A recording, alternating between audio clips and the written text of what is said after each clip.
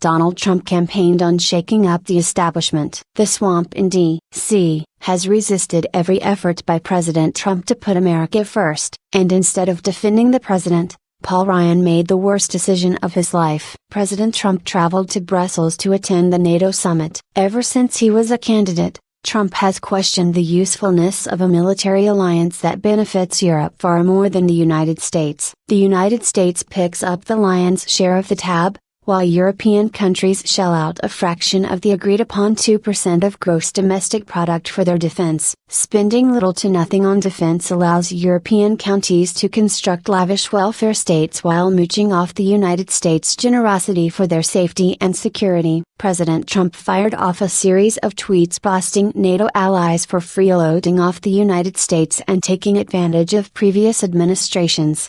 Many countries in NATO, which we are expected to defend, are not only short of their current commitment of 2%, which is low, but are also delinquent for many years in payments that have not been made. Will they reimburse the U.S.? What good is NATO if Germany is paying Russia billions of dollars for gas and energy? Why are there only 5 out of 29 countries that have met their commitment? The U.S. is paying for Europe's protection, then loses billions on trade. Must pay 2% of GDP immediately, not by 2025. Billions of additional dollars are being spent by NATO countries since my visit last year, at my request, but it isn't nearly enough. U.S. spends too much. Europe's borders are bad. Pipeline dollars to Russia are not acceptable. During a press conference, Paul Ryan claimed to show solidarity with President Trump, declaring, "I subscribe to the view that we should not be criticizing our president while he's overseas. But let me say a couple of things. NATO is indispensable. It is as important today as it ever has been. We are reflecting that in a resolution we are bringing to the floor today." But Ryan's actions told a different story. The House and Senate voted on resolutions praising the NATO alliance that many Trump supporters saw as means to undermine the president's push to stop having European nations take advantage of America. The resolution stated,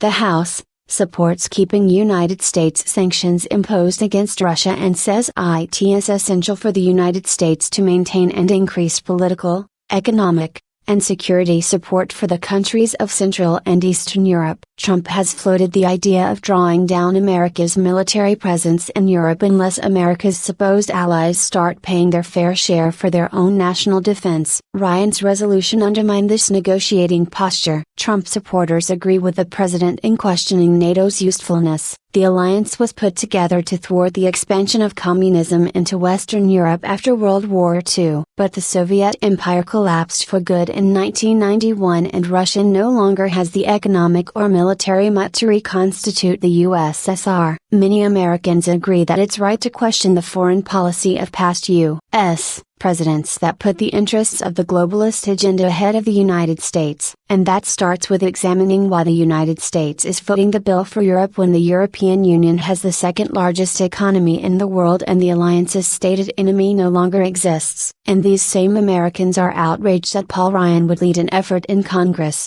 no matter how symbolic, that took a swipe at the president putting America first on the global stage. Do you agree? Let us know your thoughts in the comments section.